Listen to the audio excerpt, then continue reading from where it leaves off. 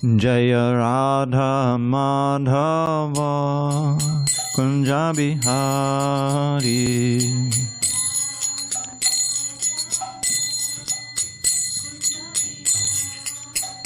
Jaya Radha Madhava Kunja Bihari.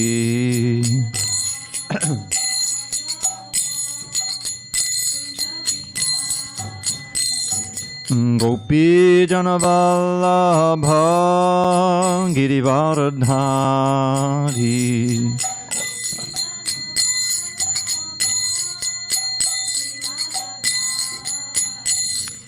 Gopi Janavallabha Girivaradhari.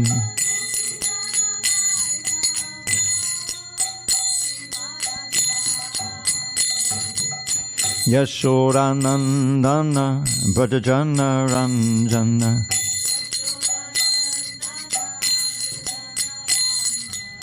Yashodanandana Brajajana Ranjana.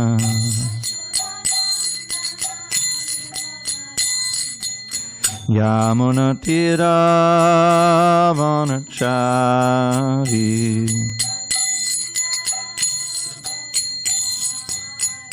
Yamunatira Vanachari.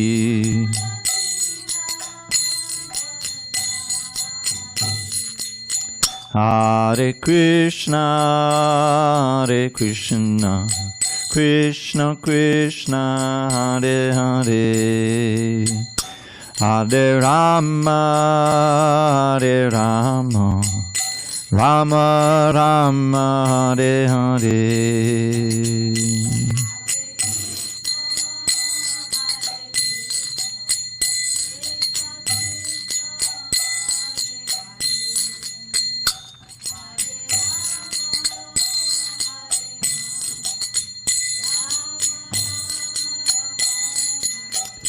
Hare Krishna, Hare Krishna, Krishna Krishna, Hare Hare, Hare Rama, Hare Rama, Rama Rama, Hare Hare. Krishna, Krishna Krishna.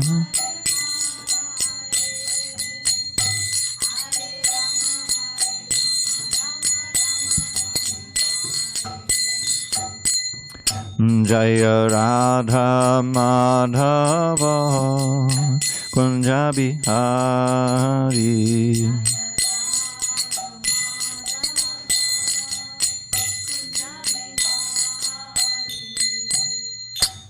Jaya Vishnupad Paramahansa Paravajakacharya Ashtotar to the Sri Srimad's Divine Grace Srila A.C. Bhaktivedanta Swami Prabhupada Ki Jai. ISKCON BBT Founder Acharya Srila Prabhupada Ki Jai. Jai Om Vishnupad Paramahansa Paravajakacharya Ashtotar to the Sri Srimad Divine Grace Srila Bhakti Siddhanta Saraswati Thakur Ki Jai. Ananta Koti Vaishnavinda Ki Jai. Namacharya Srila Haridas Thakur Ki Jai. Srimad Bhagavad Gita Ki Jai. Samaveda Bhaktivinoda Ki Jai. All glories to the assembled devotees. All glories to the assembled devotees. All glories to the assembled devotees. All glories to Sri Guru and Gauranga. All right, let me just... Okay. Om Namo Bhagavate Vasudevaya.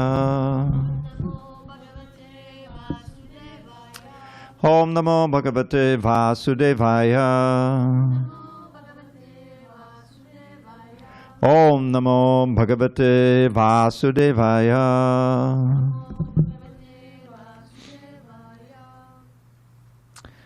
On the 16th day of December, 2024 in San Diego, we're reading from Srimad Bhagavad Gita as it is, translation and commentary by His Divine Grace, A.C. Bhaktivedanta Swami Prabhupada.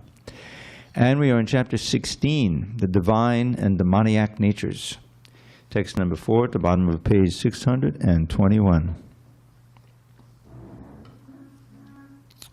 Dambho, Darpo, Abhimanas, Cha, Krodha, Parusyam, Evacha, Ajnanam, Chabijatasya, Partha, Sampadam, Asurim,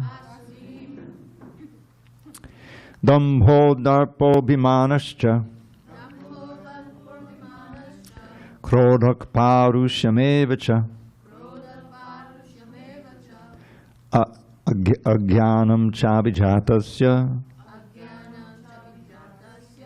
Partha Sampadam Asurim, Dambho Darpo Bhimanascha, Krodha Parushamevacha, Ajnanam Chabijatasya, Partha Sampadamasurim, Dambho Darpo Bhimanascha, Krodha Parushamevacha, Ajnanam Chabijatasya, Partha Sampadamasurim.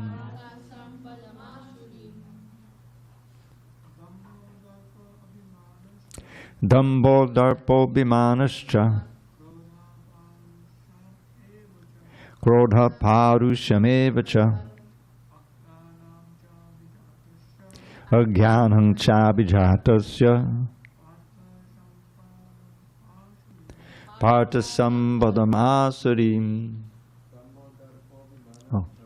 Dambho Darpo Bhimanascha, Krodha Parushamevacha, Ajnanam Chabijatasya, Partha Sampadamasurim.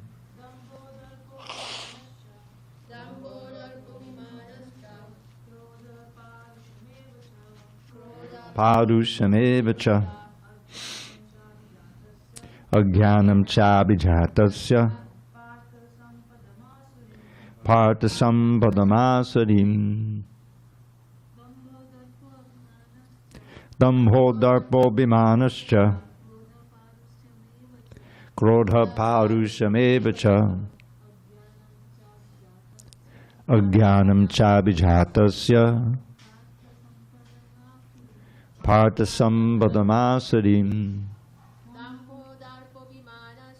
Dambho Darpo Bhimanascha, Krodha Parushamevacha, Ajnanam Chabijatasya, Partha Sampadamasurim. Go ahead.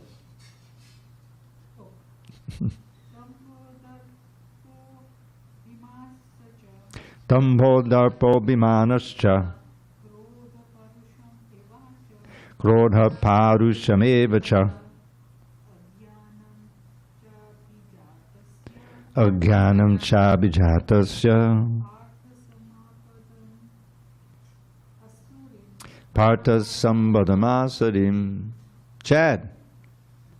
Dambho Darpo Bhimanascha, Dambho Darpo Bhimanascha, Krodha Parushamevacha, Krodha Parushamevacha, Ajnanam Chabijatasya, Ajnanam Chabijatasya, Partha Sampadam Asurim. Partha Sampadam Asurim. Okay, word by words. Dambha, pride. Darpaha, arrogance. Abhimanaha, conceit. Cha, and Krodha, anger. Parushyam, harshness. Eva, certainly. Cha, and Ajnanam, ignorance. Cha, and Abhijatasya, of one who is born of. Partha, O son of Pritha. Sampadam, the qualities. Asurim, of the demoniac nature. Translation. Pride, arrogance, conceit, anger, harshness, and ignorance, these qualities belong to those of demoniac nature, O son of Pritha. Purport. In this verse, the royal road to hell is described. The demoniac want to make a show of religion and advancement in spiritual science, although they do not follow the principles. They are always arrogant or proud in possessing some type of education or so much wealth. They desire to be worshipped by others and demand respectability, although they do not command respect. Over trifles, they become very angry and speak harshly, not gently. They do not know what should be done and what should not be done. They do everything whimsically according to their own desire, and they do not recognize any authority. These demoniac qualities are taken on by them from the beginning of their bodies in the wombs of their mothers. And as they grow, they manifest all these inauspicious qualities. Om Jnana Timirandasya Jnanandana Shalakya Chakshu Unmilitam Mena Tasmai Shri Gurave Namaha.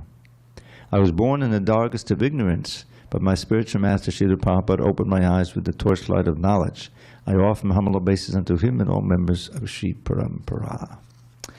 So now we're going to hear about the demoniac qualities. Much larger portion of this chapter is given over to that. Now the first one is very interesting. Pride. There's several words in Sanskrit that mean pride. We know that this Trinada Bisunachena Torabis Amani Manadena. The word mana means to honor. So someone is always desiring honor for himself. That's a characteristic of a demon.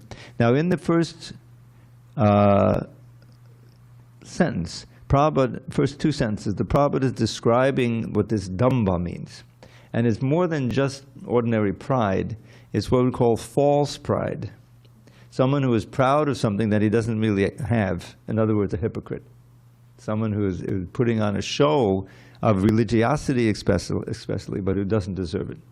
That's the characteristic of the demon. In this verse, the royal road to hell is described. The demoniac want to make a show of religion and advancement in spiritual science, although they do not follow the principles. This is the perfect example of damba. So keep that in mind. Arrogance, conceit, anger, harshness, ignorance. So these are qualities which the soul takes on when we rebels against the Lord. These are not natural to the soul. And but when one is controlled by the lower modes of nature, the mode of passion and ignorance, then you'll see people manifesting this quality. These qualities we have again in the second chapter. Those two famous verses beginning Dhyayado Vishayan Pungsa Sangasteshu Bhajayate. Krishna describing the degradation of the soul. So Dhyayado Vishayan Pungsa Sangasteshu Bhajayate. Sangat Sanjayate Kama Kamat Krodo Bhajayate. Krodat bhavati sammoha smriti vibhrama smriti brangshat buddhinasha punashati. So he's describing there the descent into the demoniac mood. So the first thing begins with meditating on the objects of the senses, and naturally developing attachment for them. Dhyayato, the word dhyaya obviously means to meditate. Vishayan, the objects of the senses. Sangha. Sangha has two meanings. It's a wonderful thing about Sanskrit. I brought this up before. How in Sanskrit, there are sometimes one words that can mean two things, because the second thing is the result of the first. Just like the example is gati. Now gati means goal, but it also means the means to the goal. Shri Guru Charanarati Ese Utamagati. Now that could be understood that affection for the lotus feet of the Guru is the goal, final goal. But really that is a means to the goal, and that's the way the translation is. If you have affection for the spiritual master, then you want to serve him, and that service attitude, of course, begins with hearing. But then it can expand into everything, personal service or mission service. We can all be servants of Prabhupada by trying to spread his mission. So, but the affection, this is what the engine that drove the movement in the early days. What did they know? There were no books. I mean, there were these 3 books that they had, but and they were, of course, essential in reading those. But there was no Bhagavad Gita published yet. There was just Srila Prabhupada and, of course, his talks, his imparting of knowledge from the Bhagavatam and the Bhagavad Gita. But mostly it was the affection that was developed, because Prabhupada himself was so affectionate, and he was giving them, they felt, they understood the highest value, and so they wanted to serve him. And the first two significant devotees who were serving in the most important way was providing Lakshmi to pay the rent for the 26 Second Avenue apartment. Satru Maharaj, who later became Maharaj, is Bhakta Steve, and Bhakta Bruce, who became Brahmananda. They were both employed by the city. I forget it, some kind of welfare. One was a teacher, I think. I forget how it was. But so, and they were able to live at the center, you know, austerely, and give their whole paycheck to Prabhupada. Prabhupada said, oh, you should give it to Krishna. Well, how should we give it to Krishna? Prabhupada, just give it to me, and I'll make sure it goes to Krishna. So you can see how important that was at the beginning, you know, that rent had to be paid to keep everything going. So why would they, the whole, you know, you can see they were just appreciated Prabhupada so much, his affection, the teachings he was giving, his example, everything about Prabhupada was attractive, and that inspired them to serve. And that's a principle throughout bhakti, you see, that you appreciate the qualities and the personal care that is given by the genuine guru, because this is, what is he doing it for? He's doing it because, like Prahlad, he's feeling the pain of all of these poor souls who are not Krishna conscious. Whereas he himself is beyond that, is on the platform of tasting of it every moment, Krishna consciousness. But Prahlad's famous prayer, you know, to Nrsingadev, it says, Naivod Vijay. So Nrsingadev has come, he's killed Hiranyakashipu, who's lying right there. It's quite a scene, you know, and there's all these other soldiers who came, and he had all these thousands of hands and nails and weapons, and he killed them all. There's blood everywhere. And he's still raging, this Nrsingadev, and all the demigods, and this Lakshmi is offering prayers from a distance, you know, trying to pacify him, but he wasn't pacified. So they said to Prahlad, Prahlad, you go, he likes you. See, you know, you can. So Prahlad went completely unafraid, you know, and as soon as he came close, the Nrsinga manifested the Komala, you know, Komala Nrsinga? Have you seen pictures where he's smiling very nicely, you know? So then he offers his prayers, and at the end of his prayers, he has these two very significant prayers that are important for the Sankirtan movement of Lord Chaitanya. Because so what he says is, first is, Naibod Vijay Padadoratya Vaitaranyas, Tvadvirya Gayana Mahamata Magna Chitta. So those are the first two lines of the verse. And he says, my dear Lord, I am not disturbed by anything. I am completely peaceful. Na ud Vijay. Because I've already crossed the river of Vaitarani, which is the river between the material and the spiritual energies, you know. And that can be interpreted in different ways, that I'm always with you and you're definitely across the river, so therefore I feel no disturbance at all. And plus, at any moment, Tvadvirya Gayana Mahamrita Magna Chitta. I can sing your glories, sing Gayana Mahamrita, and dive into an ocean of deep nectar, Mahamrita Magna Chitta. So what do I have any problem? I'm not suffering at all, and I can taste the highest bliss by chanting about you.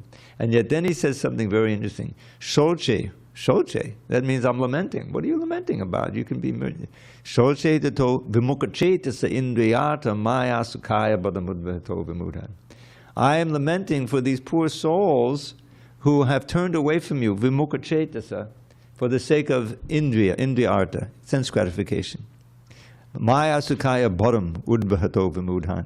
These fools, not just mudas, but vimudas, extreme fools, are bearing the great burden of doing everything that's needed to try to enjoy in this world. Bodam udvahato vimudhan. So they're the ones who are suffering. I am lamenting for them. This famous phrase that is characteristic of genuine Vaishnavas, para dukkha dukhi. You can understand what it means. Para dukkha means the unhappiness of others is my unhappiness.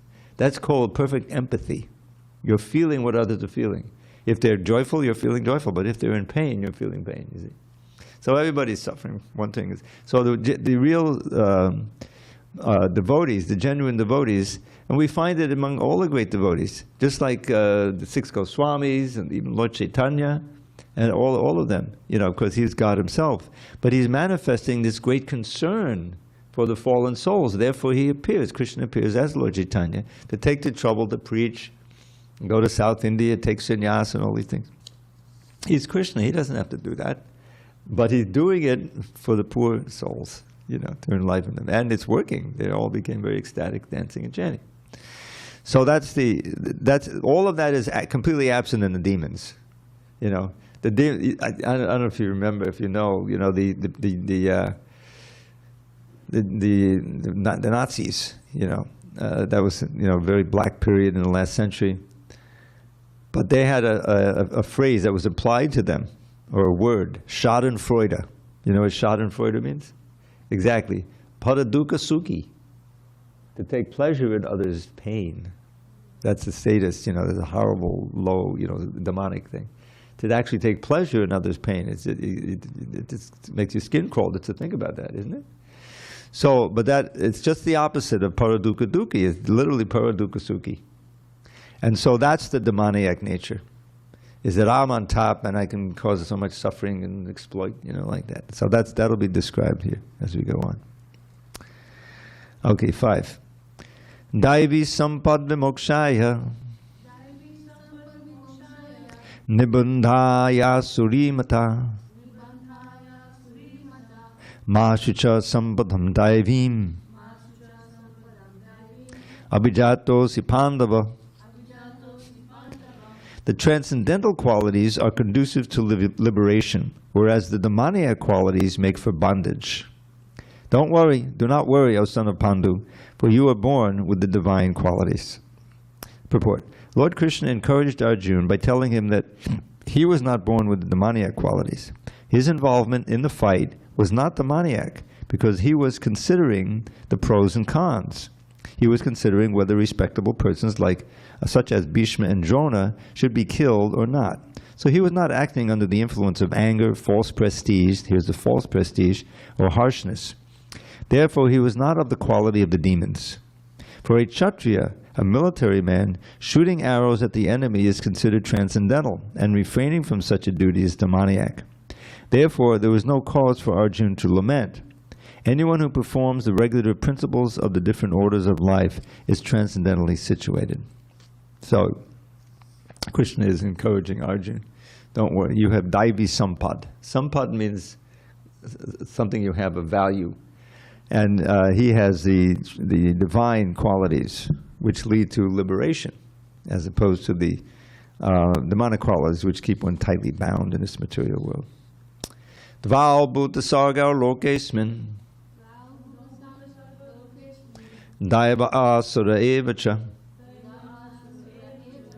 daivo vistara shakprokta asuram partameshvinu.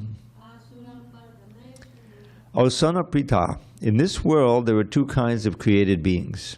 One is called divine, and the other demoniac. I have already explained to you at length the divine qualities. Now hear from me of the demoniac. Purport. Lord Krishna, having assured Arjuna that he was born with the divine qualities, is now describing the demoniac way. The conditioned living entities are divided into two classes in this world. Those who are born with divine qualities follow a regulated life. That is to say, they abide by the injunctions in the scriptures and by the authorities. One should perform duties in light of authoritative scripture. One should perform duties in the light of authoritative scripture. This mentality is called divine. One who does not follow the regulative principles as they are laid down in the scriptures and who acts according to his whims is called demoniac or asuric. There is no other criterion but obedience to the regulative principles of scriptures. It is mentioned in the Vedic literature that both the demigods and the demons are born of the Prajapati being Lord Brahma. The only difference is that one class obeys the Vedic injunctions and the other does not. Well, it's okay. Just give me a second here. Okay. Sorry about that. So, this will come up at the end of this chapter. This is a very short chapter. And at the end of this chapter, there's actually 5 verses that condense the whole lesson of the chapter. And the very last 2 verses invoke the authority of the Shastra. which is really there throughout. But it really makes the point. It culminates the whole chapter with those two verses, and that's really the distinguishing aspect between the asura and the sura, between the demon and the devotee, and the demon and the saint. And so he says there, yak shastra vidamutsraja vartate kamakarataha nasa siddhim avapnoti nasukam na param gatim. Very important verse. He who, or she who, the person who shastra vidim utsrija, disregards or discards, utsrija means to reject, the vidhi, the instructions of the shastra, and yakshata vidim vartate kamakarata, and continues to act simply according to one's whims. Kamakarata, not dharmakarata, but kamakarata, according to your desires, what I want to do and what I don't want to do, like that. Then what happens to such a person? Nasa siddham abapnoti. Such a person cannot attain perfection. Nasukam, nor happiness, nor paramgatim, nor go back to Godhead. You see? So therefore, the last verse, which is I consider one of the most important verses in the Gita, Tasmad, he's concluding the whole lesson of the chapter. Tasmat shastra pramanam te karya babastito. Therefore, one should accept shastra, authentic shastra, as the pramana, as the evidence, as the rule-setting scripture for what to do and what not to do. Our whole life is doing one thing and not another. Somehow or other, you all decided that this was something good to do, to come to the class, and now there's 4 million other things you didn't do.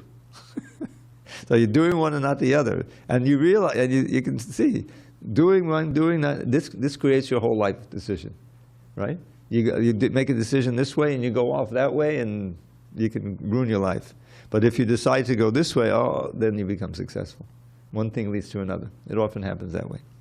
So, but we don't want to just, try to figure it out on our own. We have, by Prabhupada's mercy, the guidance of Krishna himself in the Bhagavad Gita and the Srimad Bhagavatam, where he also speaks extensively in the 11th canto. And his representative, of course, are also. So that we have to accept as a guide. And then as a matter of duty, follow the vidhis, follow the do's and don'ts of the Shastra. Because it may not and probably will not coordinate with what we actually want to do according to our, whimsical desires. But our overall desire should be to attain the final goal of life, which is escape from birth, old age, disease, and death, and return back home, back to Godhead. And for that, we need guidance, because our own mind is telling us to do this, don't do that, whimsically. But the intelligence needs to be strengthened by hearing and practicing the injunctions of the Shastra. And that's what we try to do here. So Krishna is setting out, okay, there's basically two camps. Of course, it's not often that it's exactly that someone is a full-on demon or one is a pure devotee. We all have, we have some demonic tendencies, they're diminishing, following. And even the demons are sometimes, not full-on demons. They'll do some good things, and that's in their credit. So. But basically, there's these two divisions. And we want to come down on the side of the divine. We want to try to be suras. And it's not that when you're stamped from birth, this is a sura. No matter what you do, you'll be a devotee. And this is an asura. No matter what you do, you can't. No, it's not like that. You can change, right? You can change. If you get the right association and you have the determination that you want to change for the better. So that's very instructive here. Okay, anytime there's need for, you want to ask a question, just grab a mic. Did the mics come out? I don't see one. There's one, okay. All right, we have. All right. Pravittim cha navrittim cha janana viru asuraha na shaucham na pichacharo na satyam teshu vidyate. Those who are demoniac do not know what is to be done and what is not to be done. Neither cleanliness nor proper behavior nor truth is found in them. Purport. In every civilized human society, there is some set of scriptural rules and regulations which is followed from the beginning, especially among the Aryans, those who adopt the Vedic civilization and who are known as the most advanced civilized peoples. Those who do not follow the scriptural injunctions are supposed to be demons. Now, Prabhupada uses this phrase in an unusual way. You know, they're supposed to be demons. As soon as you say that in English, it means they're supposed, but they're not, right? No, supposed to be, in Prabhupada's language, and I think we're going to probably adjust this, are known as demons, are said to be demons. They're designated as demons. That's all he's saying here. Okay. Therefore, it is stated here that the demons do not know the scriptural rules, nor do they have any inclination to follow them. Most of them do not know them, and even if some of them know, they have not the tendency to follow them. They have no faith, nor are they willing to act in terms of the Vedic injunctions. The demons are not clean, either externally or internally. One should always be careful to keep his body clean by bathing, brushing teeth, shaving, changing clothes, etc. As far as internal cleanliness is concerned, one should always remember the holy names of God and chant Hare Krishna, Krishna Krishna, Hare Hare, Hare Rama, Rama Rama, Hare Hare.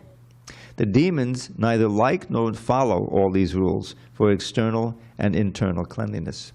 As for behavior, there are many rules and regulations guiding human behavior, such as the Manu Samhita, which is the law of the human race. Even up to today, those who are Hindu follow the Manu Samhita. Laws of inheritance and other legalities are derived from this book. Now, in the Manu Samhita, it is clearly stated that a woman should not be given freedom. That does not mean that women are to be kept as slaves, but they are like children. Children are not given freedom, but that does not mean that they are kept as slaves. The demons have now neglected such injunctions, and they think that women should be given as much freedom as men. However, this has not improved the social condition of the world. Actually, a woman should be given protection at every stage of life. She should be given protection by the father in her younger days, by the husband in her youth, and by the grown-up sons in her old age. This is proper social behavior according to the Manu Samhita. But modern education has artificially devised a puffed-up concept of womanly life, and therefore marriage is practically now an imagination in human society. The social condition of women is thus not very good now, although those who are married are in a better condition than those who are proclaiming their so-called freedom. The demons, therefore, do not accept any instruction which is good for society. And because they do not follow the experience of great sages and the rules and regulations laid down by the sages, the social condition of the demoniac people is very miserable. So I always kind of dread this verse as I come through the Gita, because and there's one in the first chapter too, text 41. All right. So Prabhupada is speaking from the point of view of the traditional Vedic culture, in which women got married at a young age, and they were protected, and they were honored in the family.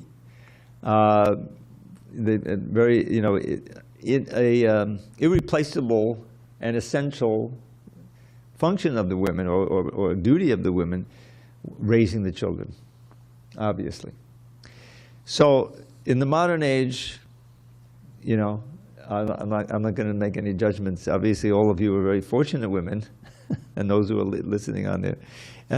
It's difficult in the society, which is, let's just be honest, according to the Bhagavad Gita we're just reading, which is being run basically by the demons. So, like, if I say especially today, I might get an email from someone who doesn't want me to add any politics into it. But if you're awake and you know what's going on in the world, basically you have, leaders who are, they're certainly not following the Bhagavad Gita, let's put it that way. So, but here we are, as Hare Krishnas, trying to follow the principles of the Bhagavad Gita and trying to advance toward going back to Godhead. And we have to deal with whatever we have, whatever body we have. You know, now I have a body that's just, 2 days lacking from 77 years. So there's some drawbacks, you know. I don't have a whole bunch of relatives supporting me or anything like that.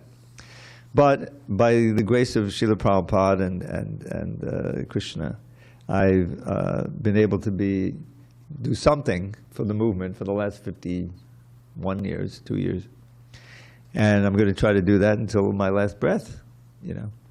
So, and let me just put it this way. Srila Prabhupada was so happy to see his female disciples, many of whom were married, not right away anyway, but who were preaching, who were contributing tremendously.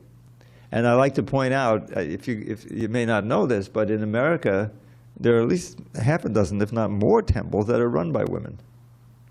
Yeah, in Chicago, Hemangi is there, and of course in Alachua, Mukya is there. In Washington, you have Vrindavaneshwari, you may not know her. But you may know Sundamani in Tucson.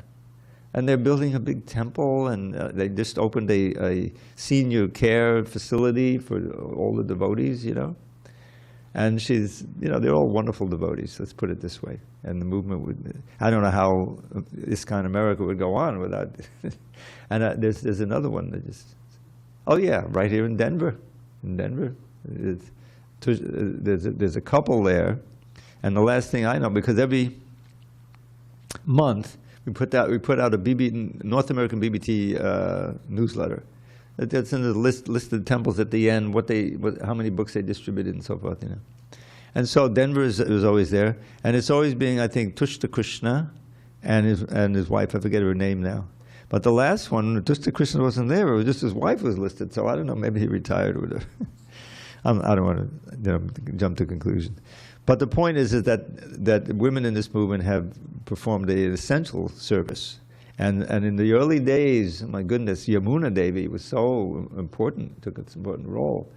She learned the ins and outs of deity worship. Prabhupada personally taught her, and she was, I think, in charge of setting up the standards in the Vrindavan temple when it opened in 1975, maintaining that. And her cooking, she wrote this famous book that Krishna's Cuisine, you know. And this is a very important member. And Vishaka Devi, who's now the president of the Manor, the Bhaktivedanta Manor in England, and she writes wonderful articles in BTG, you know. And there's several other devotees. There's one in L.A. who's been writing for years, Karuna Dharani. She's the wife of the accountant of the BBT up there, many years. She's a Prabhupada disciple, and you see her beautiful articles in the BTG, you know.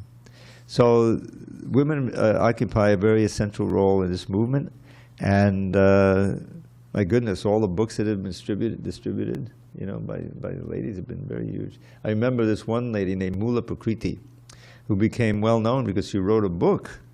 She went and went around. This is 20, 30 years ago when they were still alive, when those devotees in India, in Vrindavan, who knew Prabhupada, was still around, and she had interviewed them, and we found out so much about Prabhupada's time in India before he came to America. And she was a pioneer in book distribution anyway. So anyway, I just want to mention that, yes, women should be protected. They should be protected. But in the modern day, we're seeing in this movement how they're taking such an important role and their central role in Krishna consciousness. Preaching. All right, let's do one more, at least. Asatyam apratishtam te jagadahu anishwaram aparaspada sambhutam kimanyat kamahoitakam. Okay, now we're getting into the philosophy of the demons. This is a famous verse.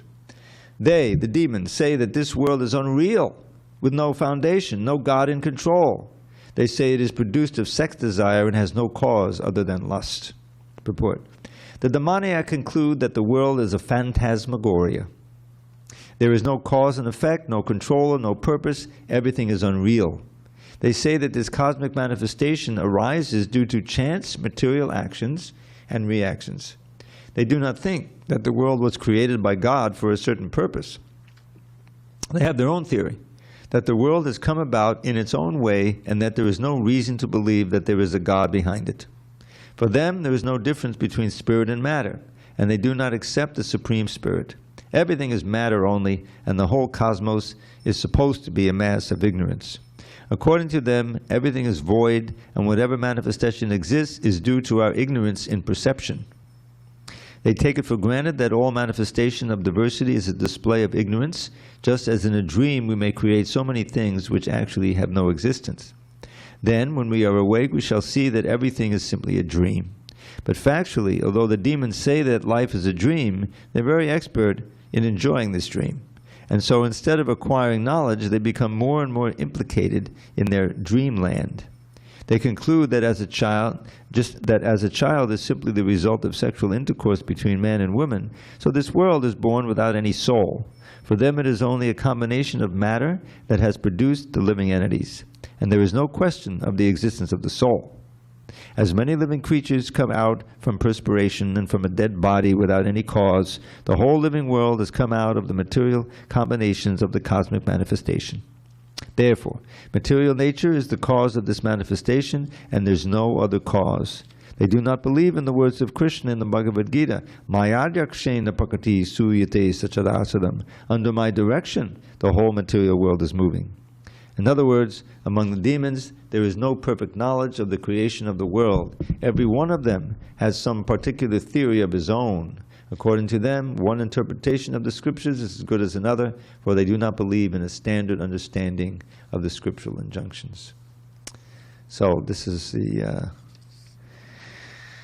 all about the demons, who the basic fallacy that they have is that life comes from matter, that life is manifested in a certain combination of matter. It doesn't make any sense because there's so much. If you just look at medical science, which they're still finding things out, how the brain works and all these things. Does it make any sense? Just like if you're walking along the sidewalk and you see a cell phone, someone dropped their cell phone, in the grass, Do you think, oh, that's a little mutation from the grass? It grew up naturally like that. No. You understand that there's so much intelligence in that cell phone. Somebody had to figure it out. It's, so much engineering. So just see the engineering of this universe. So I like to bring it back home. Just think of your own body, or any organism, how complicated it is. I remember, I used to work with Sadhaputta personally in the BI. And I remember when the Origins magazine came out. Now it's been revised a little bit, and it's current, And one of the things that struck me in there, I think it's in there, but I know that Sadhaputta taught this, that this, because we all learn in grade 5, 6, about the simple one-cell paramecia and the amoebas and all these little, and it's so simple. They don't have all these organs and everything. But he said that even in those paramecia, they found that so many complicated relations between the different parts and the different chemical reactions that is more complicated than New York City, which is like a mind blower. Even though little paramecia, what to speak of a whole body, human being or any of the. In other words, there's abundant, overflowing evidence of an intelligence behind it, a designer. Just like there's a design, you see an airplane landing, you can marvel at the wonderful design and all the intelligence and designers that went into it, right? So anytime you see, because Sadhaputta, as Krishna arranged it, he specialized in something in mathematics. Now mathematics is like a big, have you ever been? I once went to this must have been before I became a devotee, and I went to a math class. I think it was in NYU. I was attending NYU. I was thinking of taking some math because I was pretty good in math in high school. This is like the early 70s before I joined. So I sat in, and there this fellow had, the math teacher. He had a special blackboard that you could move the panels so that you could keep writing. So it was green. So it was a whole. And of course, I couldn't understand anything. It was just. But the kids there, young men, women, they were taking notes. They would. And I could see, and then he moved the thing and he started he was making a proof. So Sariputta was on that level or more. He was really expert, he had a PhD in that. So, but there's a specialty called information theory, which you take a certain closed system and see how much information is in there. How many different kinds of minerals and reactions and things like that. So if you take the universe and you try to, quantify how much information is there, in other words, the sun just isn't in the sun. It's burning at a certain temperature, very, very hot, and it has a certain shape. Anyway, he concluded, the first thing he wrote was this paper, which if you start to read it, it started to have all the equations, and you can't really read it.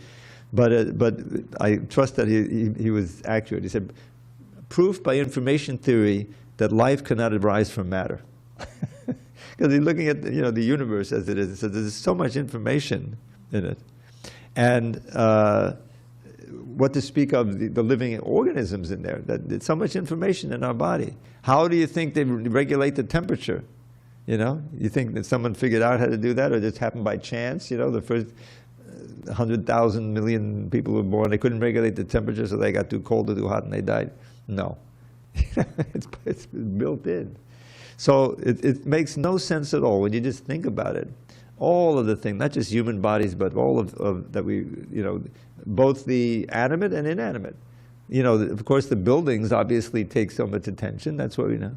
But the trees out here, the little flowers, the ants, there's a lot of thought that went into it.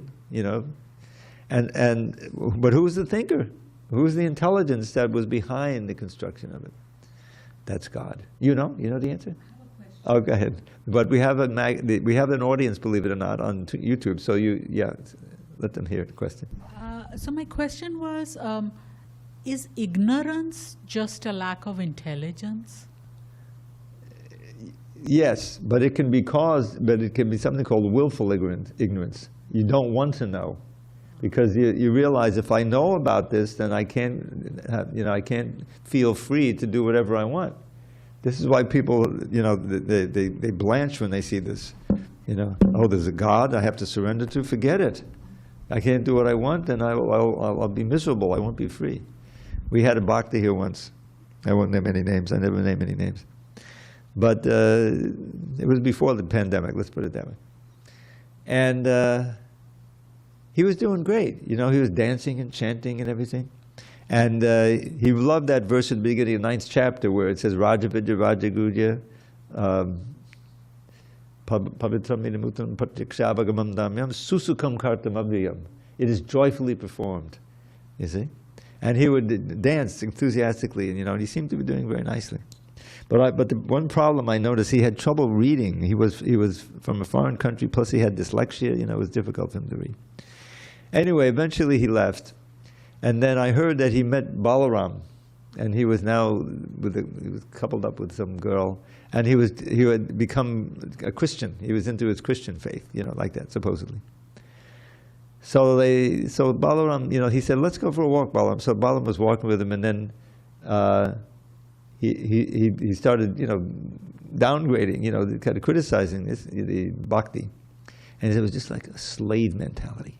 I felt like a slave, because they asked him to do the pots, the bhakti stuff, So he couldn't adjust to it because I couldn't. Anyway, for one reason or another,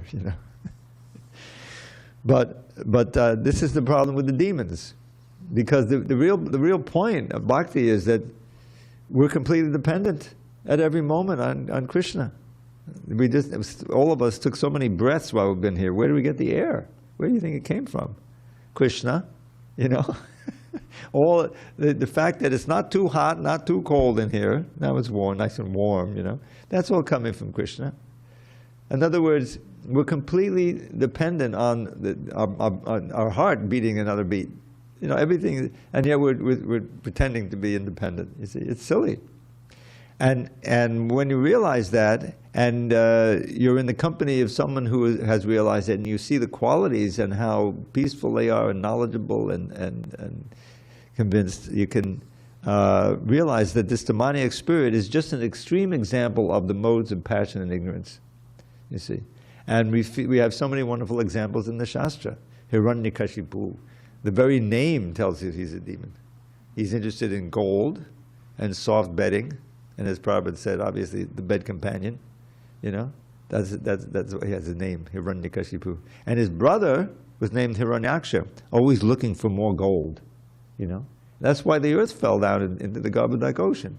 He was mining too much gold from the earth, it became unbalanced, down it goes. He didn't care, you know.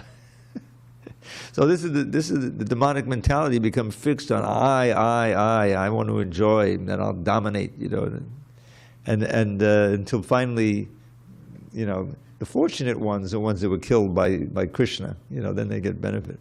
But mostly you're just killed by the material energy, you know.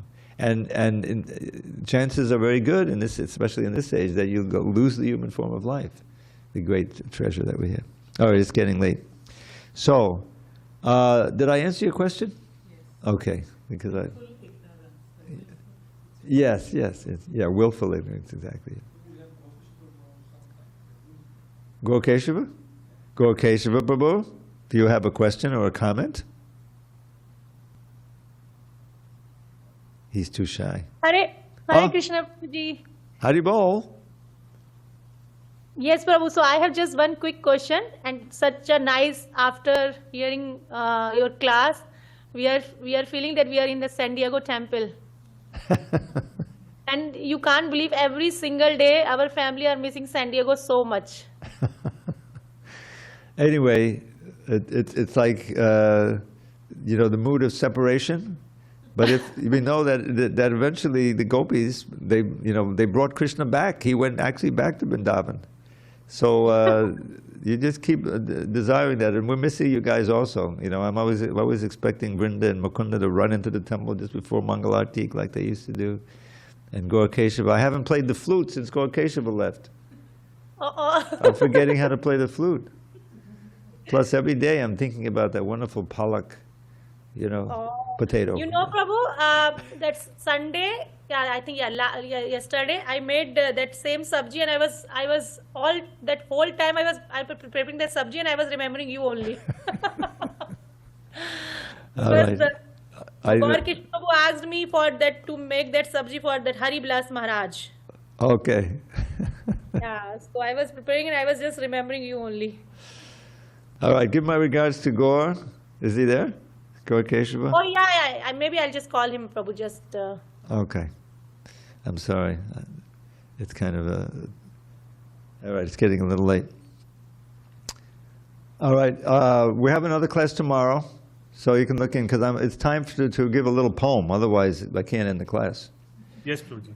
Is that okay, Gaur? Yes, Prabhuji, please. Okay, Hare Krishna. So, okay, this is Bhadranarayana Maharaj's favorite, one of all the poems I wrote. And it's based on a verse, which is an amazing verse, that Haridas Thakur spoke in a meeting of discussing the holy name, with Raghunath Das was there, and his father. So the verse goes like this: Anghak sanghadatakilang sakadudiyade vasakalalokasya tadaniti vatamila jalading jayachit garmangalang hare nama. You can learn the verse. And so Haridas gave the explanation of this verse and the translation, and I turned that into a song. So here's the basic idea. When the moon is invisible, withered to nil, and the sun is long gone from the... Now, let me start again. You have to go back 500 years. No electricity, no nothing. You know, so when there's no sunshine and no moonshine, it becomes very dark, and everyone takes rest. They got a lot more sleep back those days, you know.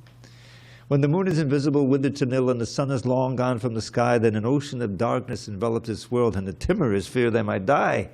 But that thick pall of gloom is at once swept away when the first signs of sunrise appear. And the dawning of day gives assurance to all that in truth there is nothing to fear. In a similar way, when illusion holds sway, and the soul has forgotten his Lord, then the darkness of ignorance covers his heart. Sin and suffering are his reward. But as soon as he says Krishna's name even once, in a manner that doesn't offend, then his ignorance flees like the darkness at dawn, and his sin and his suffering end. So there's nothing to fear, for the sun of the name has appeared with his powers divine. In your heart may that sun, benedictive for all, become fixed and eternally shine. And on that note, let us adjourn, and we can chant the holy name in front of Radha Giridhari and company. Yeah, thank you so much, Prabhuji. Hare Krishna. All glories to Srila Prabhupada.